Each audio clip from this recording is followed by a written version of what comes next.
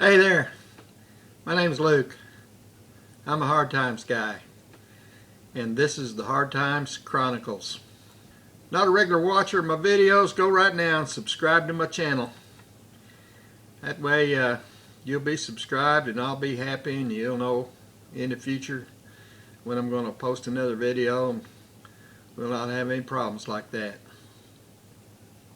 The other day I was watching a video from a lady who I just recently discovered, and she talks about Appalachia. That's how she says it, Appalachia. I would have always said Appalachia, but I'm trying to break the habit of that. I'm figuring she surely knows what she's talking about. She's from there. She's talking about Appalachia, and she was talking about chocolate gravy, eating it on biscuits for breakfast. And she told how she made her chocolate gravy, and I don't think she did it right because it ain't like my Aunt Edith did it. But not sure how my Aunt Edith did it, but I'm saying right now I want one of them kids of hers, one of them girls, to send me the chocolate gravy recipe, because I'm going to try to make some Aunt Edith chocolate gravy here pretty soon. I'm going to make the Appalachian Ladies 2-ingredient biscuit, and I want to put Aunt Edith chocolate gravy on them. Today I'm going to talk to you about Aunt Edith and Uncle Marvin. Well, I'm going to talk to you about Aunt Edith a little bit, and then I'm going to talk to you about Uncle Marvin a lot, probably. Don't know how long it's going to take, but it's going to take however long it takes. I'm going to tell you some things about him. First, I'm going to talk about Betty's image of them. She kind of thinks of them as Ma and Pa Kittle, and if you don't know who Ma and Pa Kittle is, you're just going to have to Google it, because I don't have time to explain to you about Ma and Pa Kittle. But you can find out who they are on the internet, and you can probably watch some old video clips of their programs or movies. And my wife always thought of Aunt Edith and Uncle Marvin as Ma and Pa Kittle. In fact, when anytime they're brought up, she goes into her impersonation of Aunt Edith in the kitchen over at Bowman. So this was later on in their lives. Of course, Betty, she didn't meet them till we were married, 16 years old, so I'd known them for a long time before she did. And by the time they moved to Bowman, we were quite a bit older than that. We were young adults. But we was at their house in Bowman, and she likes to recount this story that Aunt Edith was in there cooking. What she always did. She could look out the back window and she could see Uncle Marvin. He was out there in the garden. She hollered out that window and she said, "Marvin! Marvin! Get in here and stir this gravy." Betty just loved to tell that story. Then she goes on, and Aunt Edith was muttering to herself about Uncle Marvin out there in that garden. Muttering to herself about, he just out there 15 minutes ago. He's scared to death a weed's going to pop up out there and he ain't going to see it. Look at him out there, old fool.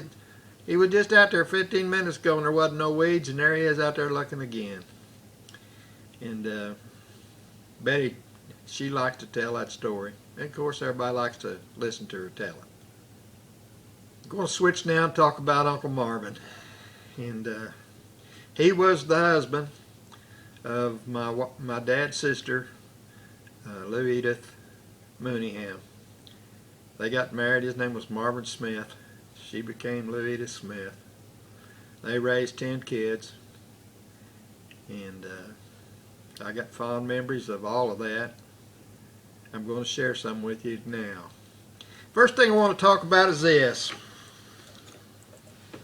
I don't know how well you can see that, but what that is, that's a Prince Albert tobacco can.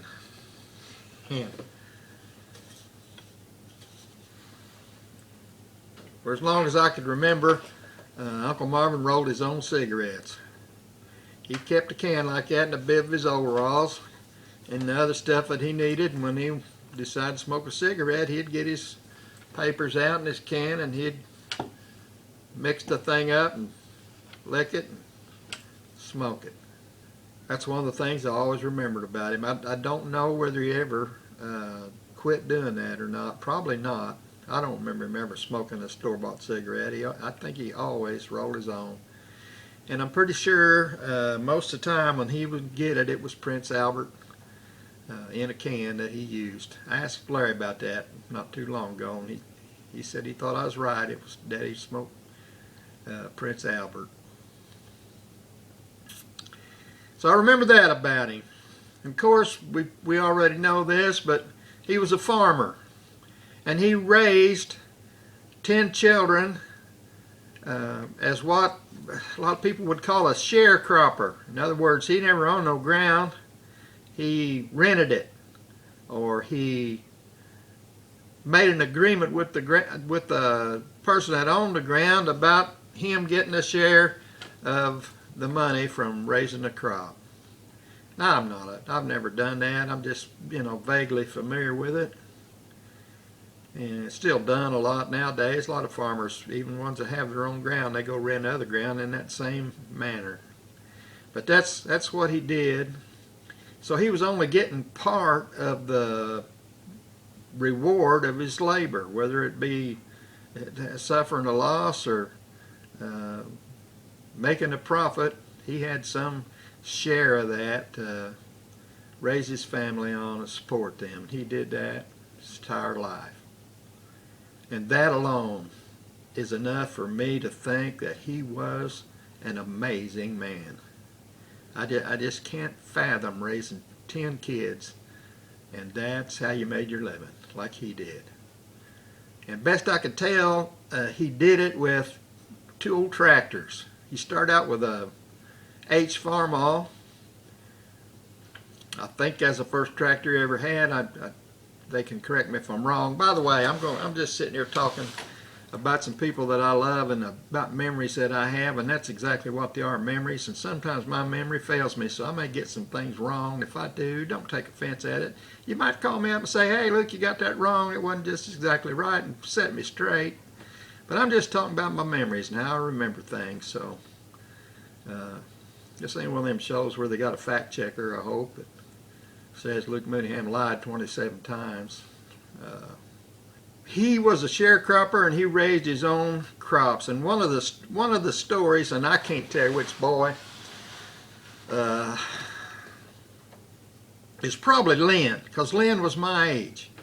I think I was just maybe 4 or 5 months older than Lynn. If I remember right, my birthday's in March, and I think his was in August. So I was from March to August older than him. And there again, that's how I'm remembering it. But Lynn and I are about the same age. Jimmy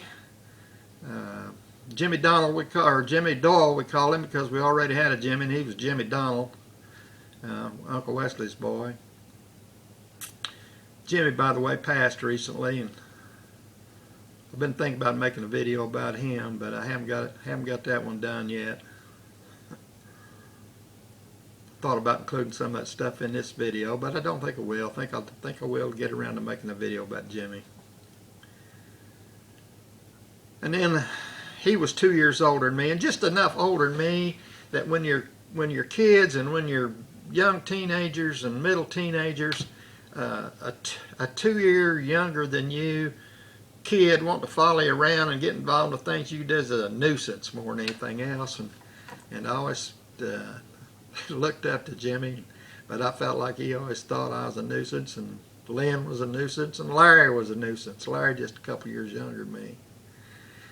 So I don't remember which one of them boys told me this story. I think it was Lynn, but it could have been any of the 3 of them. And they're talking about their daddy getting up early in the morning before anybody else got up. They said, Daddy, get up.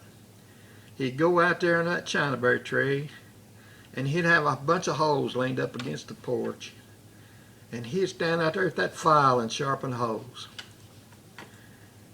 And they said, I just loved the sound of Daddy sharpening them hoes. I knew we was going to have a long, hard day of chopping cotton or whatever it was we was going to use them hoes for. I knew that was coming when I heard that sound, but just thinking about it gives me cold chills. One of them boys told me that one time.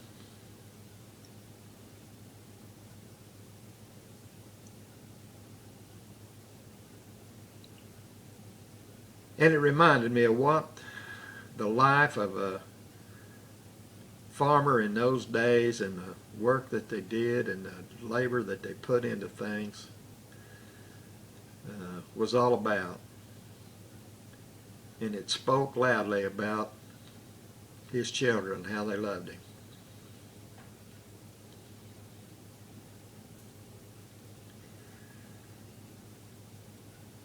Uncle Marvin was a farmer. He was a dad too. In their vernacular, he was a daddy.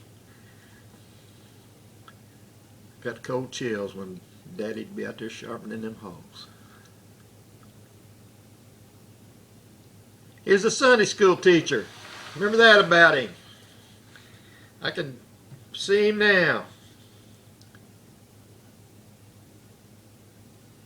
Sitting over on the side of the living room by himself, a conversation going on. He had company, everybody visiting, but tomorrow was Sunday, or Sunday was coming up, and he needed to prepare for his Sunday school lesson. He had one of them, I believe it's the Standard Publishing Company Sunday school books, and he'd be looking at that lesson and looking at his Bible and studying it, and he got that done in the evening while we were sitting around talking. If he hadn't got it already done that week, he had to get that done. And I remember more than once him doing that. And the only reason I bring that up was later on in life I became a Sunday school teacher. And sometimes I thought about, when I was preparing for a lesson, I wonder what Uncle Marvin would have thought about this lesson. What would have been his vent on it? How would he have presented this idea? And I never did talk to him about those kind of things, so I didn't have any basis for understanding how he thought. But I knew he took that responsibility seriously, and I knew he did it a lot of years. He was a man who believed in paying his debts. And you may think that's some kind of a small thing, but to him it was a great big thing. And I can't remember when he told me this either, but he told me this story, and I think it probably was one of those times after they moved to Bowman, because most of the serious discussions I had with him were when he was about the age I am now, or older than me. And I was a young man, interested in hearing what he had to say about things. And I never had the opportunity, you know, if you wanted to talk to him, the impetus was on you to get the conversation going and keep it going, because if you weren't the instigator, he was completely happy with sitting there and keeping his mouth shut. He wasn't somebody that just jumped in there and wanted to talk and dominate a conversation. He was an observer and a listener. So, now I don't remember what brought it up. I don't remember what we was talking about. I don't even remember who was present. But we were having a conversation, and something came up about borrowing money. And he said, I never did like to buy things on time. And when he first said that, it puzzled me, because I hadn't heard that phrase before, buy things on time. But what he was talking about was buying things on credit. Buying things on time was his way of saying borrowing to buy things, either with an arrangement to pay somebody at a store or a business, or by borrowing money to pay somebody and then have to pay it back to a bank or whatever. He was opposed to that. And I may be wrong, but I think he told me that he never did it after this one incident that he told me about. If he couldn't pay for it, if he didn't have the money to buy something, he didn't buy it. I think that's what he told me. And that is maybe the second most amazing thing that I can think of about him, that anybody could get through life being a sharecropper and raising 10 kids, farming ground that was 40-acre increments with a H farm oil and later an M diesel to supplement it. It's amazing that he could do that, but that he could do that and raise his family and do the things that they did without borrowing money.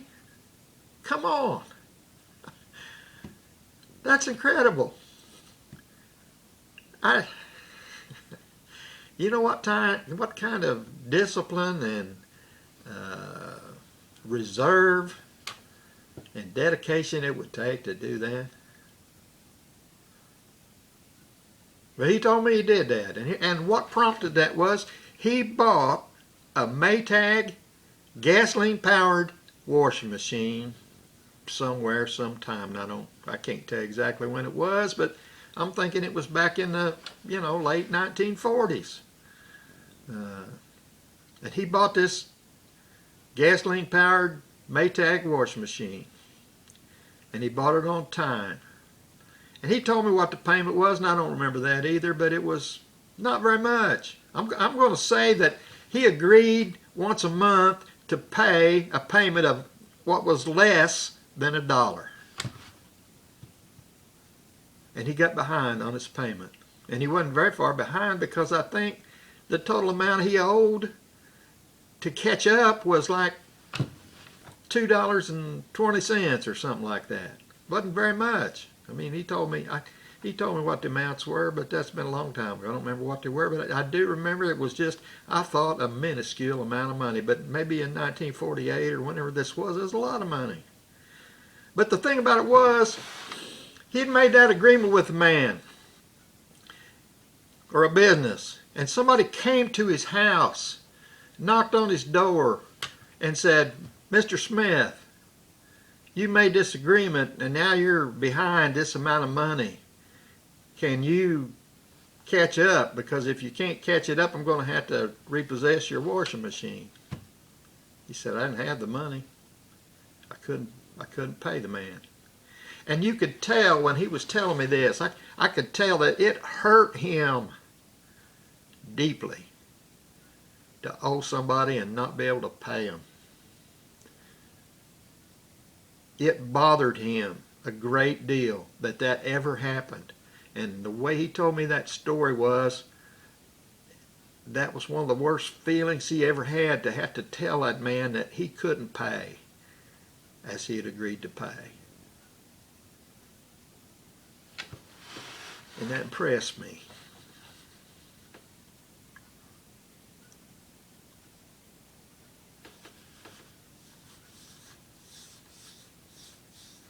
He was a bird hunter.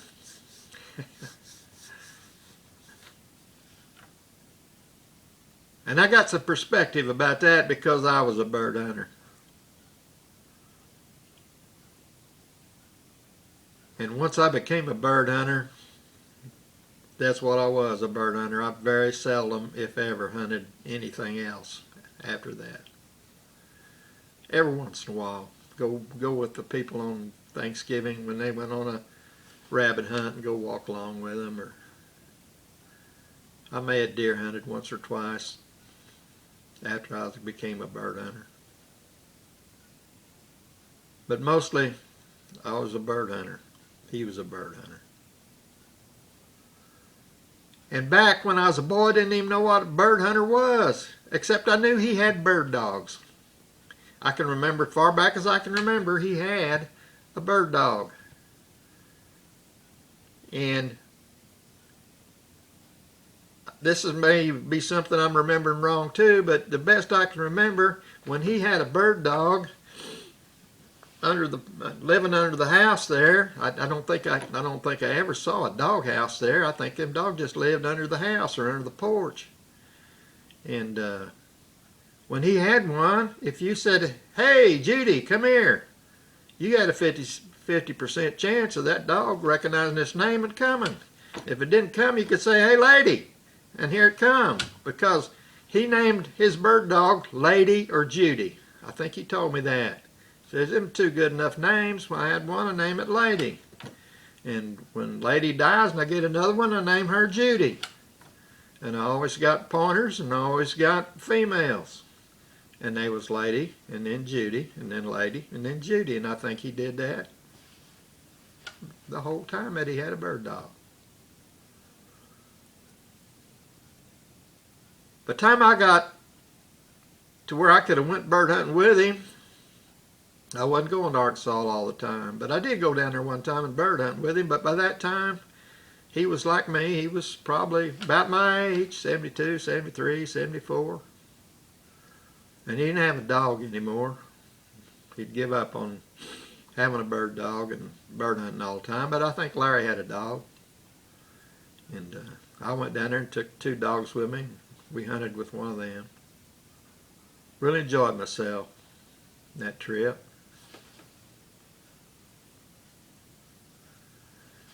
But his bird hunting was over by then.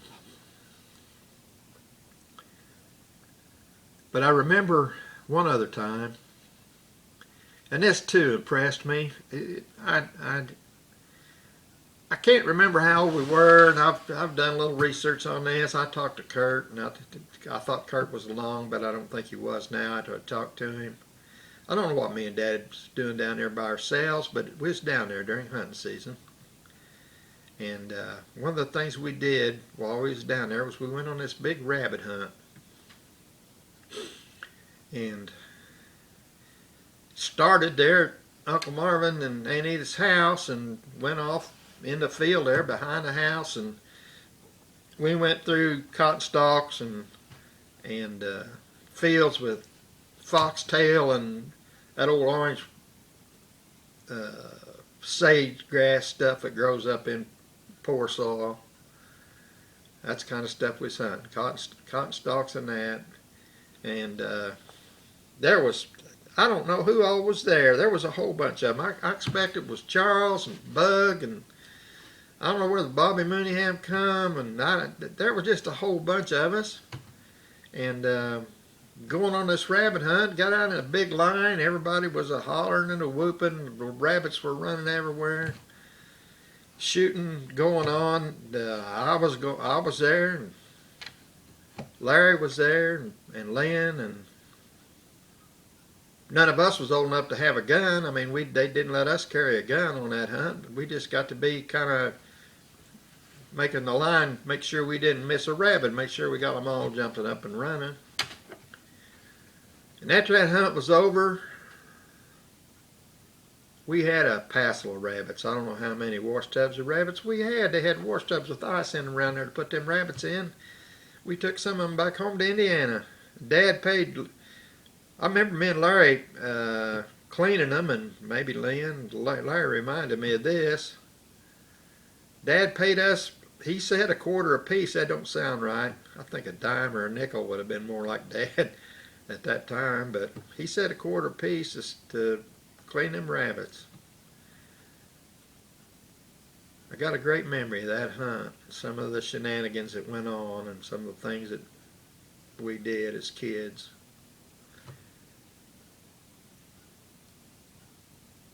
But something that really sticks to me about that was Uncle Marvin didn't go with us. In fact, he slipped off somewhere and went bird hunting by himself. And nobody said anything about it.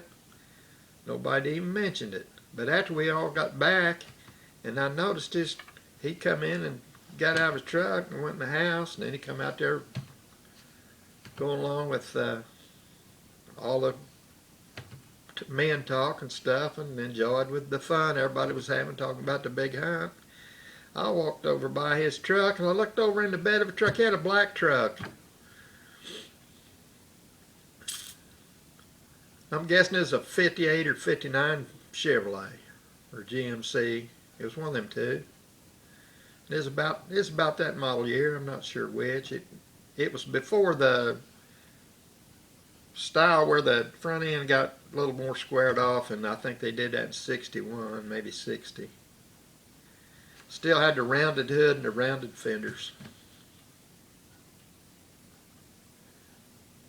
Step side, black.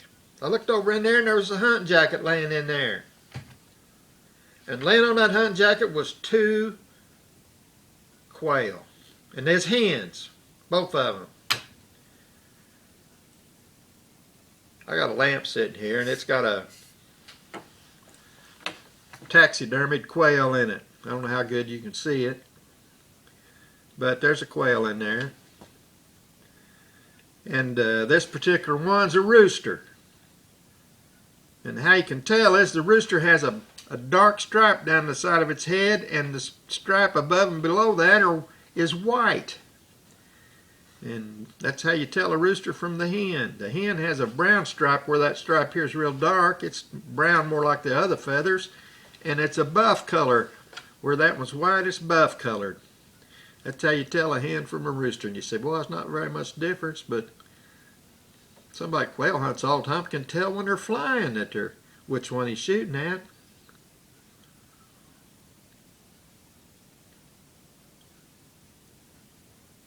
And I was amazed at them two birds laying there. And Uncle Marvin stepped up there by me, and he said something about being disappointed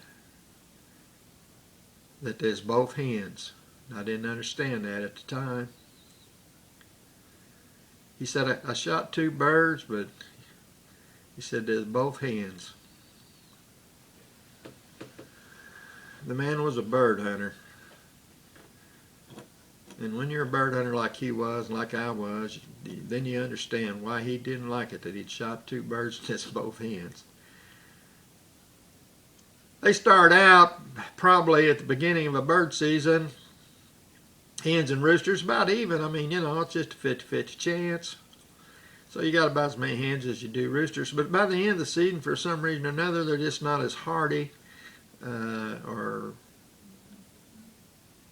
as big or as strong. But it turns out there's always more roosters survive the winter than hens.